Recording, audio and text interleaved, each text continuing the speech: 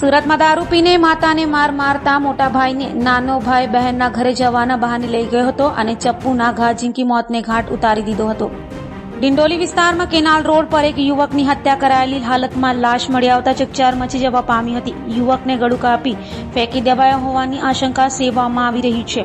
બીજી તરફ બનાવની જાણ પોલીસને થતા પોલીસ કાફલો ઘટના સ્થળે પહોંચ્યો હતો. પોલીસે યુવકની લાશને પીએમ અર્થે હોસ્પિટલ ખસેડ્યા મામલે તપાસ હાથ ધરી હતી, જેમાં નાના ભાઈ કિશોરેજ, મોટા ભાઈ ગોવિંદા ઉર્ફે ગોવિંદા, બાપુભાઈ ઉર્ફે દગાભાઈ બચ્છાવને મોતને ઘાટ ઉતાર્યો હોવાનું સામે આવ્યું છે.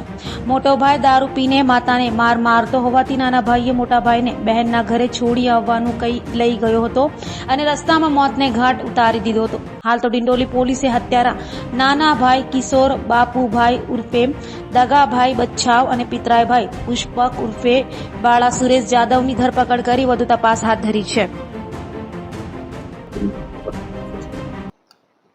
ગતરોજ ડિંડોલી પોલીસ સ્ટેશન વિસ્તારમાં એક હત્યાનો બનાવ બન્યો હતો. આ બનાવમાં પીસીઆર અમારી ત્યાં ગઈ હતી 100 નંબર કોલને આધારે. આ પીસીઆર ત્યાં ગઈ, ત્યારબાદ એક ડેડ બોડી મળી આવી હતી. શરૂઆતમાં બોડી આઈડેન્ટિફિકેશનનું મોટું ચેલેન્જ પોલીસ સામે હતું. ત્યારબાદ અમારા પોલીસ સ્ટાફના ખાનગી બાતમીદારો મારફતે ઇન્ફોર્મેશન મળી હતી કે આ જેની હત્યા થઈ છે એ વ્યક્તિનું નામ ગોવિંદ ઉર્ફે ગોવિંદા બચ્છાવ કરીને છે અને તે વેસુ સુડા આવાસમાં રહે છે. આ પ્રકારની ઇન્ફોર્મેશનના આધારે પોલીસે તેના પરિવારજનોનો સંપર્ક કર્યો હતો અને ત્યારબાદ એક પછી એક કડીઓ મળતા પોલીસે આખરે આરોપીની ધરપકડ કરી હતી. આરોપી છે એ એનો સગો નાનો ભાઈ કિશોર કરીને છે, એ અને એનો એક માસીનો છોકરો પુષ્પક, આ બંને મળીને એના મોટા ભાઈ એની હત્યા કરી હતી. હત્યા માટેની જે કારણ અત્યારે પોલીસ સામે આવ્યું છે એ મુજબ જે મરણ જનાર છે ગોવિંદ ઉર્ફે ગોવિંદા, એ કોઈ પણ જાતનું ઘરમાં કોઈ કામકાજ કરતો ન હતો, પરંતુ ઘરના લોકોને પરેશાન કરતો હતો, અવારનવાર ઝઘડા કરતો હતો. આ ગોવિંદાએ અગાઉ પણ એની પત્ની સાથે પણ ઝઘડો કર્યો હતો, જેથી એની પત્ની ત્યાંથી ઘર છોડીને જતી રહી હતી. ત્યારબાદ એના સસરા સાથે પરમ દિવસે પણ એણે ઝઘડો કર્યો હતો.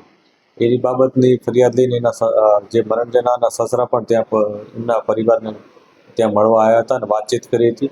ત્યારબાદ સાંજના સમયે આ મરણ જનારે એમની માતા સાથે પણ ઝઘડો કર્યો હતો અને પરિવારમાં ખૂબ જ એ લોકો પ્રોબ્લેમ ઊભા કર્યા હતા. એ પ્રકારની વાત પોલીસને આરોપીઓ તરફથી મળી છે. આરોપીઓના કહેવા મુજબ અને અમને જે ઇન્ફોર્મેશન, અમે જે એવિડન્સીસ ભેગા કર્યા છે એ મુજબ આરોપીએ પોતાના ભાઈ સાથે મળી અને પોતાના માસીના દીકરા ભાઈ સાથે મળી અને રાતના સમયે તેઓ કડોદરા બાજુ જતા હતા. એ દરમિયાન બાઇકમાં નીચે બેસી બાઇકમાંથી ઉતર્યા હતા અને ત્યારબાદ એની હત્યા નિપજાવી હતી. ત્યાંથી તેઓ નાસી ગયા હતા.